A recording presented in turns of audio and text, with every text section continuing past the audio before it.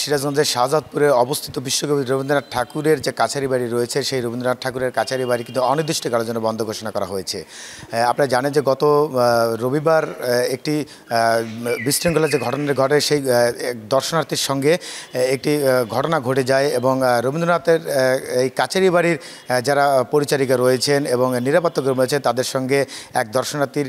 Motor বাইকের ticket নিয়ে যে ঘটনাটি ঘটে সেই ঘটনার পরবর্তীতে কিন্তু এই ভাঙচুর এবং বিক্ষুব্ধ জনতা রয়েছেন তারা এই কাছারি বাড়ি অডিটোরিয়াম এবং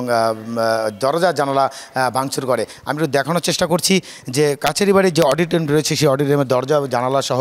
কাস্টোডিয়ানের কক্ষ কিন্তু ভাঙচুর চালানো হয় এবং সেই সঙ্গে গত রবিবার যে একজন দর্শনার্থীর সঙ্গে বাক বিতণ্ডা জড়ায় এবং সেই বাক বিতণ্ডার জের ধরে কিন্তু কথা কাটাকাটির পর এক পর্যায়ে হাতাহাতি হয় এবং সেই হাতাহাতির সিসি ফুটেজটি যখন ভাইরাল হয়ে যায় ঠিক তখনই জনতা কিন্তু একটি মানববন্ধন সৃষ্টি করে এবং সেই মানববন্ধনের পরবর্তীতে তারা বিক্ষুব্ধ যে জনতা রয়েছেন তারা রবীন্দ্র কাছারি বাড়িতে এসে হামলা এবং ভাঙচুর চালায় এবং সেই তারই ধারাবাহিকতায় এক পর্যায়ে কিন্তু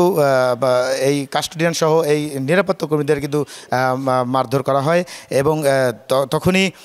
এই কাছারি বাড়ি যে রয়েছেন সেই কাছারি বাড়ি কাস্টোডিয়ান সহ তারা নিরাপত্তাহীনতায় ভুগতে থাকে এবং সেই সঙ্গে অভিযোগ রয়েছেন যে দর্শনার্থীকে কিন্তু এই নিরাপত্তা কর্মী যারা রয়েছেন তারা কিন্তু মারধর করে সেই অভিযোগের প্রেক্ষিতেই বিক্ষুব্ধ জনতা এই ঘটনাটি ঘটায় এবং আমরা কথা বলেছি কাস্টোডিয়ানদের সঙ্গে এবং সহকারী কমিশনার ভূমি রয়েছেন মুশফিকুর রহমান তার সঙ্গে কথা বলেছি। তারা যেমনটি বলছেন যে এই কাছারি বাড়ির যে হামলা চালিয়েছে এটি একটি প্রতিষ্ঠান সরকারি প্রত্নতত্ত্ব অধিদপ্তর হওয়ায় এইটি বিষয়ে কিন্তু মামলা প্রক্রিয়া রয়েছে এবং আজকে সেই মামলাটা কিন্তু রুজু করা হয়েছে এবং সেই মামলায় এখন পর্যন্ত কিন্তু কোনো আইনশৃঙ্খলা বাহিনী কাউকে আটক করতে পারেনি। আসলে এই বিষয়গুলো নিয়ে আমরা যখন কথা বলি আমরা জানতে চেয়েছি যে একটি 3 সদস্য বিশিষ্ট কমিটি গঠন করা হয়েছে এবং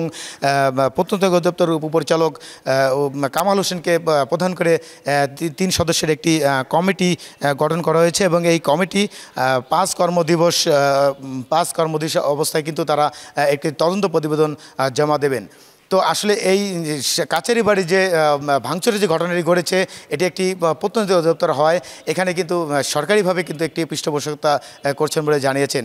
তো এই ছিল আমার কাছে সিরাজগঞ্জের শাহজাদপুরের রবীন্দ্র কাছারি বাড়ি থেকে সর্বশেষ।